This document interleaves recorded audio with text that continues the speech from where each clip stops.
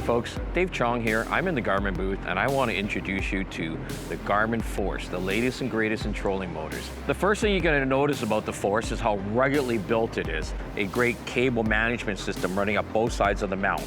It also has a dual shock system for deploying and stowing your motor. You can lift it out with 2 fingers. The Garmin Force is available in shaft lengths of 50 and 57 inches.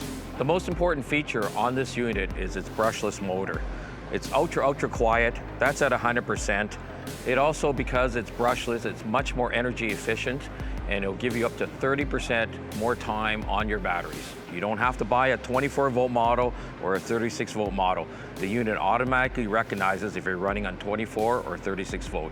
On 24 volts, you have 80 pounds of the universal standard for thrust, and on the 36 volt, you have 100 pounds of universal standard for thrust, which is actually about 30% more than its biggest competitor out there right now. The Garmin Force also comes with a handheld remote control, which you can pretty well operate every feature on the trolling motor. It also features a gesture option, where I can hold this button and literally point in directions and the trolling motor will follow whichever way I'm pointing. And if you happen to be a Garmin electronics user, you actually have full integration into your unit. Not only can you operate the trolling motor, but you can direct it to certain waypoints, you can have it follow contour lines, and it has in the lower unit a built-in GT54 ultra high definition transducer, which allows for clear view, side view, and also your traditional 2D sonar.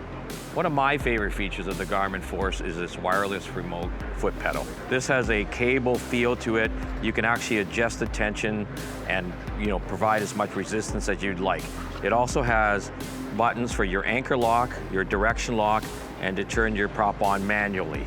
Of course, there's your on-off momentary and your speed control here. This runs on 2 AA batteries, which actually will last you up to a year's time. 50 feet is recommended. Within 50 feet, you'll control the trolling motor. We've tested this up to, well, almost 200 feet, and it can still control the trolling motor from that distance. There's a lot of little features on this unit too, which are important. This is actually a cable to lift the trolling motor out, so you never have to worry about the rope breaking. It's also got a little slot on top of the stabilizer when you're running down the lake that you can slide your cable into, and now handle's not flying all over the place as you're driving down the lake. So when you're initially setting up this trolling motor, you can actually designate whether you want the prop out the starboard side or out the port side of your boat. And then when you go to lift it up, the motor will recognize it's coming up and it will auto stow in that position that you've selected. So you never have to adjust it with the foot pedal. You just start lifting it up and it will automatically put it in the proper stow position. So with what I've told you about this Garmin Force trolling motor, you can obviously understand how excited I am to get it on my boat and get out in the water with it this summer.